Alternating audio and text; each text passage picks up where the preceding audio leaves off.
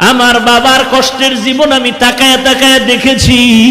বাবায় কোমরে মাজায় গামছা লাগায় মানুষের বাড়ি কাজ করে খানা নিয়ে আসে। এমনও ঈদের দিন গেছে একটা নতুন জামা আমার বাবায় দিতে পারে না। মাঝে মাঝে তাকায় দেখতাম আমার মায়ের কাছে বাবায় বসে বসে কান্না করে। আমি বলতাম, রে ও মা, বাবায় কেন কাঁদলো? মা বলতো, তোরে একটা জামা দিতে পারে নাই, দুঃখে তোর বাবায় কান্না করেছে। এমন কষ্টের জীবন পাড়ায়া তোমার ঘরে আসছি। জানির কারি সাহেব আজকে আল্লাহর কাছে দোয়া করে গেলেন, কিন্তু দেখে যেতে পারলেন না যে হাফিজুর রহমান কেমন হয়ে গেল। আমার হাত আর তার হাত এক জায়গায় নিয়ে এইভাবে উঠায়া উজানি বৈশা ঘরে বৈশা দোয়া করতেন, আল্লাহ আমার হাতের সাথে ওর হাতটাও তুমি কবুল করে নেও। আমি চাই ও ভালো একজন আলেম হবে আর একটা বড় মাদ্রাসা করবে। আজকে ঢাকার শহরে রমজানের শেষের দিকে মাদ্রাসা ঢালাই দিলাম 7,500 স্কয়ার ফিট ছাদ। মাদ্রাসা চলতেছে, কিন্তু কারি সাহেব দেখে যেতে পারলেন না সেই দোয়ার মাদ্রাসা। আমার বাবা মা জীবনে ভালো এলেম অর্জন করতে পারেনি, মাদ্রাসায় পড়তে পারেনি। কষ্ট করে করে, কত কষ্ট করে করে লেখাপড়া শিখাইলে, মাদ্রাসায় পড়াইলেন। আমার চাচা দাদা বলেছিলেন আর পড়ান লাগবে না, ছেড়ে দাও। আমার বাবায় যদি ঠান্ডা হয়ে যাইতেন, খোদার কসম এই পথে আর আসার কোনো সৌভাগ্য হতো না। উজানির জমিনে ঘুমন্ত কারি ইব্রাহিম রহমাতুল্লাহ আলাইহির 11 সন্তানের ছোট সন্তান কারি মঞ্জুর আহমদ রহমাতুল্লাহ আলাইহি আমার আব্বাকে এত ভালোবাসতেন। আমাদের বাড়িতে শত শতবার গিয়েছেন সেই কুয়াকাটা। একদিন কয়, সন্তানটারে আমার হাতে দাও। ঢাকা আসার পরে আমাকে নিয়ে আসলেন কচুয়া মাদ্রাসার ভেতরে। আর ওই উজানির কারি ইব্রাহিম রহমাতুল্লাহ আলাইহির কবরের কিনারায় গিয়া 11তম সন্তান গিয়া আমার আব্বার হাতটা ধরে নিয়ে বলতেন, আব্বা জান, কুয়াকাটার একজন গরিব মানুষ আপনার দরজায় দাঁড়ানো আছে। এই গরিব মানুষটা বড় মুখলেস মানুষ, বড় তাকওয়াওয়ালা মানুষ, আপনার মোহাব্বতের বান্দা। বাচ্চার মতো যেমন বাবার কাছে আবদার করে এমন আবদার করে, আব্বা জান, বাবা জান, এই গরিব মানুষটার সে কবর জিয়ারত করে, আল্লাহর কাছে একটু দোয়া করবেন, আল্লাহর কাছে বলবেন। আব্বা জান এখনো বলেন আর মাঝে মাঝে কান্না করেন। উজানির কারি মঞ্জুর আহমদ রহমাতুল্লাহ আলাইহি, যিনি চরমনায়ের বছরে 2 বার মাহফিলের স্টেজে সূরা হাশরের শেষ 3 আয়াত তেলাওয়াত করতেন, যার তেলাওয়াত এখনো ক্যাসেটে শুনলে চোখের পানি ধরে রাখা যায় না। এর নবীর উম্মতের দল। গাছ একদিনে বড় হয় না, আস্তে আস্তে বড় হয়। মানুষ একদিনে ভালো হতে পারে না। জানির কারি সাহেব কারি মঞ্জুর আহমদ 11 জন সন্তানের সর্বশেষ সন্তান। আমার মনে আছে বারবার আমাকে নিয়ে দোয়া করতেন, আল্লাহ ওই কুয়াকাটার সন্তানের নিয়ে আসলাম, তুমি তার একজন ভালো আলেম বানায় দাও আল্লাহ। আজকে আল্লাহর কাছে দোয়া করে গেলেন, কিন্তু দেখে যেতে পারলেন না যে হাফিজুর রহমান কেমন হয়ে গেল। আমার হাত আর তার হাত এক জায়গায় নিয়ে এইভাবে উঠায়া উজানি বৈশা ঘরে বৈশা দোয়া করতেন, আল্লাহ আমার হাতের সাথে ওর হাতটাও তুমি কবুল করে নেও। আমি চাই ও ভালো একজন আলেম হবে আর একটা বড় মাদ্রাসা করবে। আজকে ঢাকার শহরে রমজানের শেষের দিকে মাদ্রাসা ঢালাই দিলাম 7,500 স্কয়ার ফিট ছাদ। মাদ্রাসা চলতেছে, কিন্তু কারি সাহেব দেখে যেতে পারলেন না সেই দোয়ার মাদ্রাসা।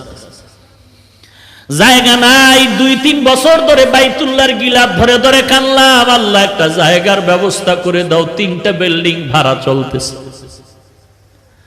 অল্প অল্প টাকা দিয়া 11 কাঠা জায়গা বানা করলাম। 2-3 বছর লাগায় টাকা শেষ করতে পারি না। যাদের থেকে বায়না করলাম, বললাম ভাই, যেই টাকা দেওয়া হয়েছে এই পরিমাণ জায়গা দিয়ে দেন, আমরা টিনের ঘর করে ওখানে যাই, ভাড়া টাকা দেওয়ার সুযোগ নেই। পরামর্শে যখন সিদ্ধান্ত হলো আমাদেরকে দলিল দিবে, আমরা বাউন্ডারি ওয়াল করতে শুরু করলাম। 6 কাঠা জায়গা পাইলাম আর 6.5-7 কাঠা জায়গা পাইলাম না একই প্লটে। যখন বাউন্ডারি করতেছি জানি না আল্লাহর কুদরত, আল্লাহর কুদরত। একটা যুবক ছেলে আইসা আসরের নামাজের সময় নামাজ পড়ে, আমি মাদ্রাসার বাউন্ডারির পাশে বসে আছি, মোলাকাত করলো। আমার এক বন্ধু নিয়ে আসলো, বলে হুজুর এই যুবক আপনার পাগল। বলে হুজুর আমি 16টা বছর ঢাকার বারান্দায় বারান্দায় কাজ করছি আর ঘুমাইছি, কত কষ্ট করেছি। আল্লাহ তাআলা এই দিনের পথে আনছে, আমি আপনাকে দেখার বড় পাগল। 2000 সাল থেকে আল্লাহ আমাকে হেদায়েতের পথে আনছে বয়ানের মাধ্যমে। আমি 40 লাখ টাকা দিয়ে একটা মসজিদ বানাইছি, আপনি জুমা পড়ায় একটু আমার উদ্বোধন করে দিবেন। কথায় কথায় বলে হুজুর এই বাউন্ডারি কিসের? আমি বললাম এটা একটা মাদ্রাসা হচ্ছে, এত কম জায়গা কেন? আমি বললাম পুরাটাই ছিল, টাকা নাই। আল্লাহর বান্দা বলে হুজুর জায়গা লাগে 3 কাঠা নিয়ে নেন, আমি টাকার ব্যবস্থা করে দিচ্ছি। আল্লাহর কাছে তখন শুকর আদায় করলাম, রে মালিক বাইতুল্লাহর দোয়া তুমি খালি ফিরাইয়া দাও নাই। না হয় এই যুবকের আমি জীবনে দেখি নাই, যুবক আমারে দেখে নাই, কোথা থেকে তুমি কুদরতি ভাবে নিয়ে আসছো।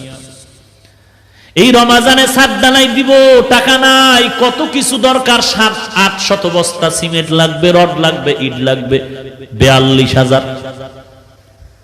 কি করবো? আমি একটা ইফতারের অনুষ্ঠান করে সবাইকে বললাম মাদ্রাসার এই হালাত দোয়া করবেন। এক বন্ধু বলে হুজুর সিমেন্ট যা লাগবে আমি একা পাঠায় দিচ্ছি ট্রাকে, আগামীকালকের থেকে 750 বস্তা সিমেন্ট পাঠায় দিলেন। আর এক আল্লাহর বান্দা বলে হুজুর আমি ট্রাকে আপনার 42,000 ইট আমি পাঠায় দিচ্ছি।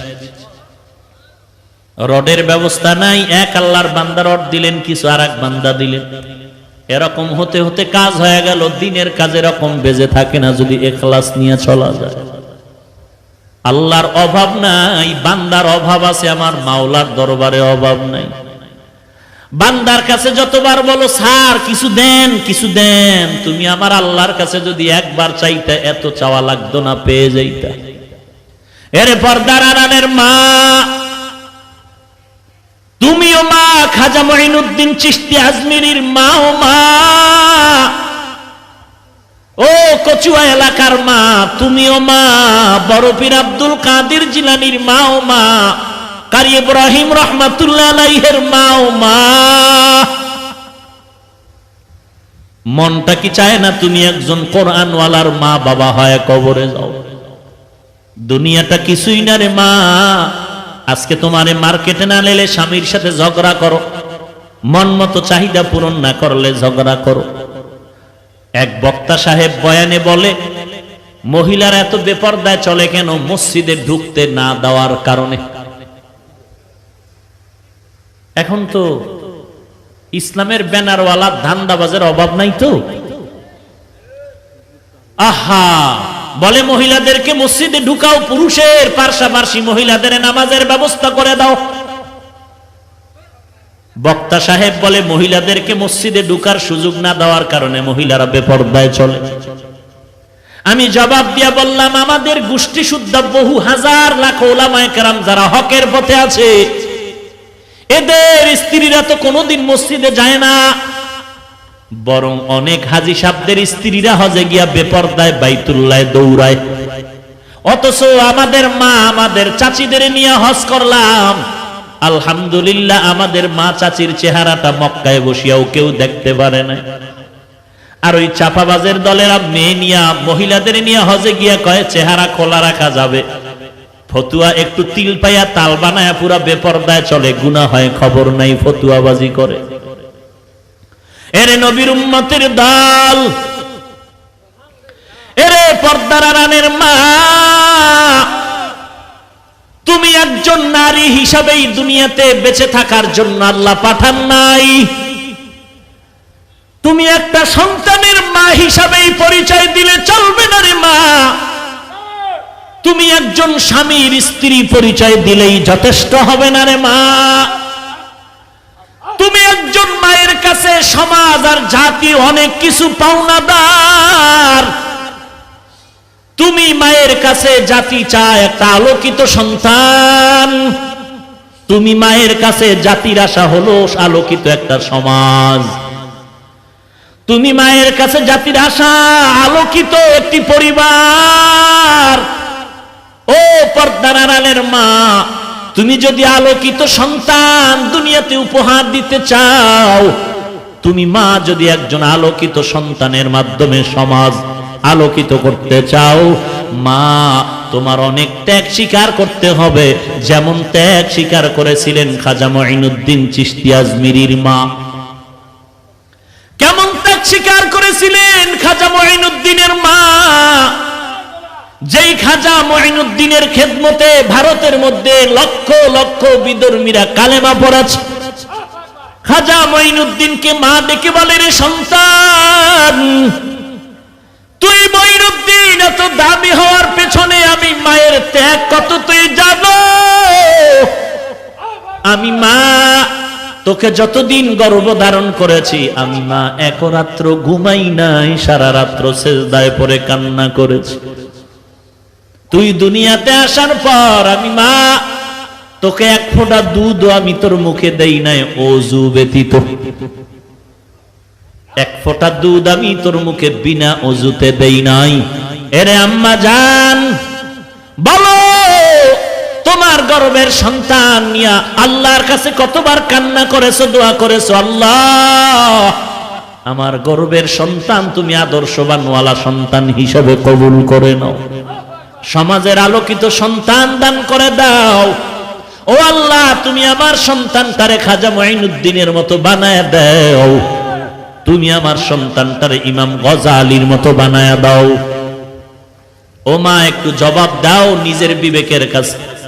তোমার সন্তানটা দুনিয়াতে আসার পর তুমি বাচ্চাটারে দুগ্ধ পান করাইছো, বলো মা তুমি ওযু সহকারে দরকার নাই, তুমি একটু মোহাব্বতের নজরে বাচ্চাটাকে পর্দার আড়ালে দুধ পান করিয়েছো কিনা? না রে মা, দেখা গেল বাচ্চাটারে তুমি কোলের মধ্যে নিয়ে দুগ্ধ দিয়েছো আর ওদিকে টেলিভিশনের নাচ গান দেখতেছিলে।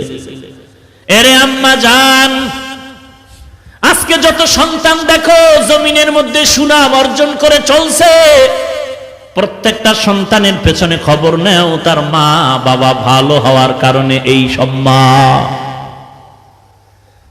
মা বাবার ত্যাগের বিনিময়ে ভালো সন্তান।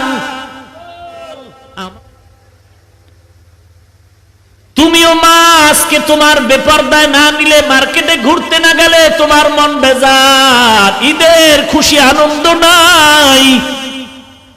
অথচ বলো এই দেশের হক্কানি আলেম ওলামাদেরকে তাকায় দেখো, কচুয়াওয়ালাদেরকে তো বুঝানোর জন্য বাহিরে কোথাও যাওয়া লাগবে না। উজানির সোহবত প্রাপ্ত পরিবারগুলোর দিকে তাকাও, এদের নারীরা কোনোদিন বেপর্দায় চলে না, মার্কেটে যায় না, মসজিদেও যায় না। তাহলে এরা মার্কেটে যায় না কেন? মসজিদে না যাওয়ার কারণে এরা পর্দা করে এমন কিছু নাকি? আসলে বেপর্দায় নারীরা চলার কারণ মসজিদ না, কারণ হলো আল্লাহর ভয় নাই।